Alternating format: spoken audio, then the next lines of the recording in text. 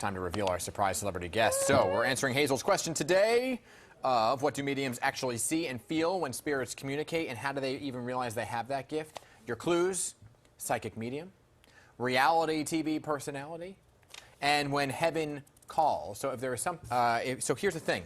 As seen on his TV series, he has a passionate family and a huge celebrity following. By the way, 2.5 million followers on Instagram. Wow. No big deal. He's also the best-selling author of When Heaven Calls, and he is here to answer this morning's I Want to Know question. So please welcome psychic medium Matt Frazier to the show. Good Hi, Matt. morning. It's great to be here. How are you?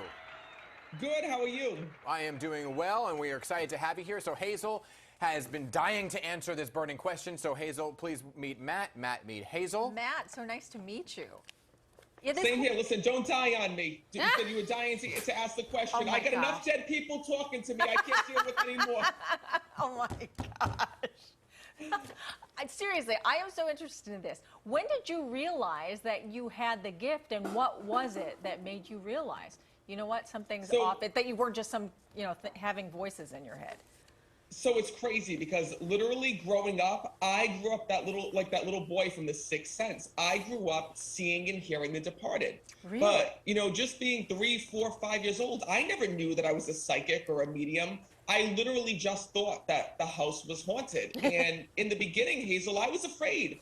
I remember, sitting in my bedroom at night, yelling and screaming and crying and asking my parents, to come in and to help me make the voices stop.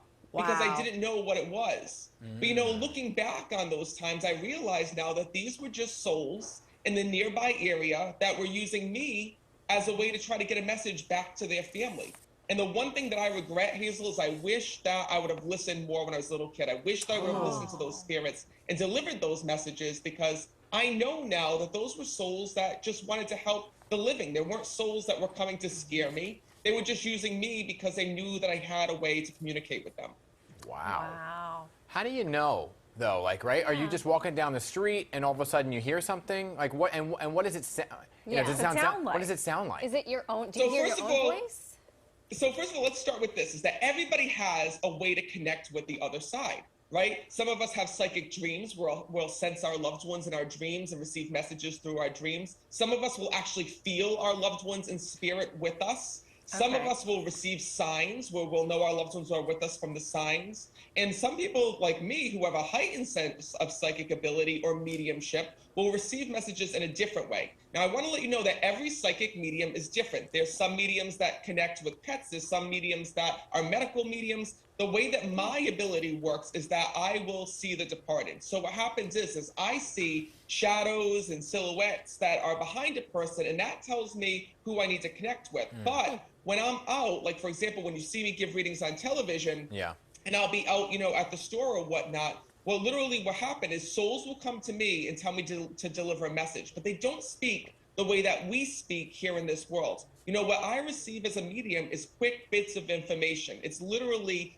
fast information that comes to me, like what happens. They'll say to me, for example, I'll say to them, excuse me, what happened? They'll say quick illness. I'll say, what do you mean? They'll say heart attack. And then I'll start to feel what that person went through here in this world. If that person had a lung issue, I'll start to feel issues with my lungs. I'll start to feel a little tingling sensation here. So they use a different way to communicate because they're in a different world. Wow. So you actually hear voices? I do. The whole thing with the shadows behind him gives me Is there anything behind us that we should know about? Yeah, do you see anything behind us? Dan, you asked the question, and right away I have this soul that's here that's with you. It's actually your grandfather that's here because he's showing me military uniform when I'm connecting. So he was in the military here in the physical. And he's sitting right behind you when I'm connected with him. He actually tells me there was a watch that was kept. So your family has his watch here in the physical world. Do you understand that? Yeah, I do, because my dad wears it every single day. Oh my God, I'm going to cry. He said to me, please let him know, thank you for everything that you did for me. He says, and more importantly, I'm so happy that he wears my watch because he's bringing that up. He tells me that at the end, listen, I don't mean to freak you out, but he tells me at the end he couldn't speak. There was issues with him communicating at the end. And therefore, he did not get to say goodbye to everybody the way that he wanted to. He says, please let him know that I'm fine. He also wants to tell you there's John as well. He's telling me John. So I don't know if that was his friend or who that would be, but that soul is also there with him on the other side. And I also hear Will. There's Will or Bill or William. Who's that? Gosh, I don't know. You just threw me through a whole loop right here. Sorry, listen. As fast I'm talking to you is as fast as they're talking to me. Wow. Because literally, what happens is they start bombarding me with all of these visions and things of their life. And your grandfather just said to me, he says, "Please let your dad know," he says, "that I love and care about him so much." He says, "I wish I would have gotten to tell him how much that I loved and cared about him here in this world. But his illness stopped that ability at the end."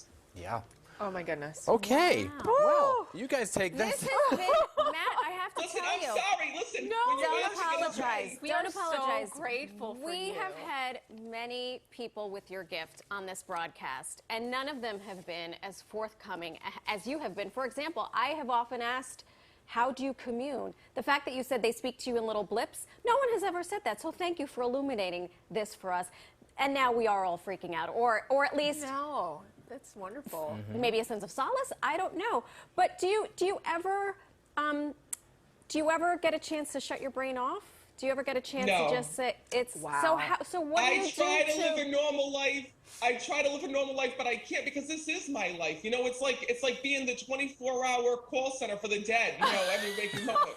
And it's funny because I feel like I talk to other people's loved ones more so than my own.